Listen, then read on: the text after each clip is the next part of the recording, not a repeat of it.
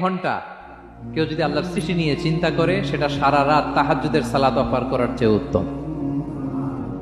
আমরা অনেকে মনে করি শুধু তাসবিহ পড়াই ইবাদত, জিকির করাই ইবাদত, শুধু কোরআন তেলাওয়াতই মনে হয় ইবাদত, শুধু কিয়ামুল লাইল করা ইবাদত। কিন্তু বিশ্বনবীর সাহাবী, যিনি ইসলাম আমাদের চেয়ে ঢের বেশি বুঝেছেন, তিনি বলেন আল্লাহর এই সৃষ্টি শৈলী, এই সৃষ্টি নৈপুণ্য নিয়ে 1 ঘন্টা চিন্তা করা, ক্রিটিক্যাল থিঙ্কিং করা, সারা রাত নফল তাহাজ্জুদের চেয়েও সেরা। এবার বলেন, আমাদের চিন্তা করার দরকার আছে না নাই? ব্রেনটা খাটাবেন তো?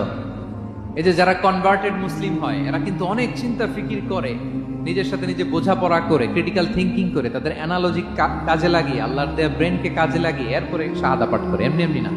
এই যে কিছুদিন আগে আমেরিকান এক পপ স্টার কালেমা পড়ছে না? আপনি জানেন একটা ধর্ম চেঞ্জ করা, একটা ফেইথ চেঞ্জ করা, এটা কত বড় সিদ্ধান্ত? হ্যাঁ, বাপ